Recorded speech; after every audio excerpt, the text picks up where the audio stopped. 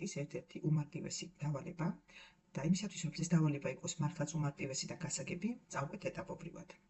ესე იგი, ამოცანის პირობაში, ესე იგი, მოცემული გვაქვს y ფუნქცია, y უდრის fx ფუნქცია, რომელიც წარმოადგენს პარაბოლას, კვადრატულ ფუნქციას და ვიცით, რომ კვადრატული ფუნქციის მწვეროს კოორდინატები არის 3-4. ასეთი პარაბოლა ძალიან ბევრია, ბუნებრივია, მაგრამ ამ შემთხვევაში ჩვენ არ გვაინტერესებს პარაბოლას თუ გატოლება თუ რა სახის არის.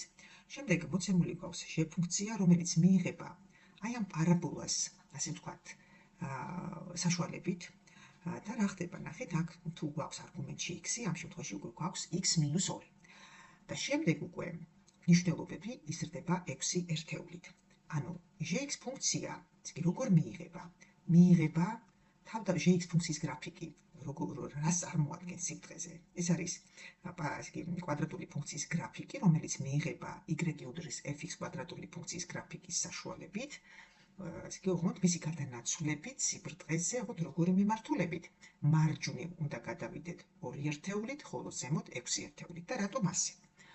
იმიტომ რომ ნახეთ, თუ განვიხილავთ მხოლოდ fx ფუნქციას და fx-2 ფუნქციას, ყურეთ, აი გრაფიკს თუ დააკვირდებით, აი აქ არის მოცემული. წითელ, ნუ აქ ერთ-ერთი, ასე ვთქვათ, კვადრატული ფუნქციის განტოლება წერია, რომლის წვეროს კოორდინატებიც არის 3 და -4 და შემდეგ უკვე გვაქვს h ფუნქცია, რომელიც წარმოადგენს, ნახეთ, იგივე f ფუნქცია, ოღონდ არგუმენტში გვაქვს არა x-ი, არამედ x-2. ეხლა რატომ ხდება მაგალითად ამ h ფუნქციის გრაფიკის 2 ერთეულით მარჯვნივ გადაადგილება, ნახეთ?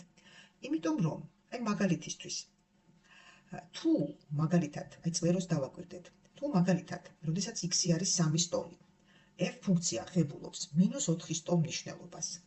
h ფუნქციამ როდის უნდა მიიღოს იგივე -4 მნიშვნელობა? როდესაც აი ეს არგუმენტი იქნება 3. ანუ x-2 უნდა იყოს 3.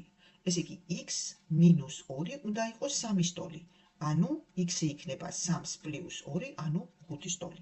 ანუ, ნახეთ რა მოხდა? მოხდა შემდეგი, რომ წვერომ გადაინაცვლა მარჯვნივ, ასე ვთქვათ, 2 ერთეულით. იმიტომ რომ, აქ ნახეთ, არგუმენტი არის 2 ერთეულით შემცირებული, ამიტომ, ესე იგი, x-მა რა უნდა მიიღოს პირველ ფუნქციასთან შედარებით? 2 ერთეულით მეტი მნიშვნელობა, რომ ფუნქციამ fx-მა და h-მა გაიმეოროს, ანუ ფუნქციის მნიშვნელობები რო იყოს, ასე ვთქვათ, ტოლი, ხო? ამიტომ გამოდის, რომ, ასე ვთქვათ, h ფუნქციას იგივე მნიშვნელობები რომ მიიღოს, ჭირდება არგუმენტი 2-ით მეტი. 2-ით მეტი. ამიტომ ეს ნიშნავს იმას, რომ ფუნქციის გრაფიკი წამოვიდა 2 ერთეულით მარჯვნივ სიბრძეზე.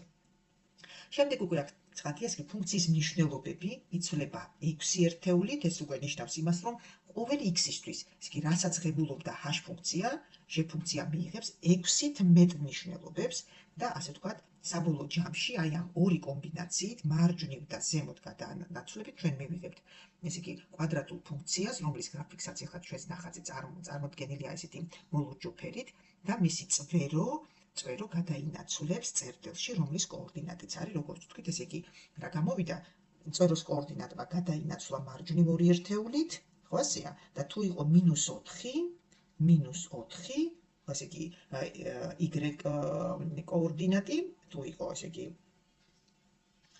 ხო, შესაბამისად, წვეროს კოორდინატი რა იქნება, ესე იგი, აქ თუ იყო -4, როგორც ვთქვით, ყველა მნიშვნელობა გაიზარდა 6-ით, ანუ ამანად ესეც ასე ვთქვათ, გაიზარდა 6-ით და მივიღეთ 2. საბოლოო ჯამში, ესე იგი, წვეროს კოორდინატი აღმოჩნდა, თუ იყო 3-4, ეს გადავიდა წერტილში, რომლის კოორდინატიც არის 5, 2. აი ასე. ესე იგი, ამჯერად, ამგვარად, ესე იგი, სწორი პასუხი ამ შემთხვევაში არის B. B არის სწორი პასუხი. გისურვებთ წარმატებას.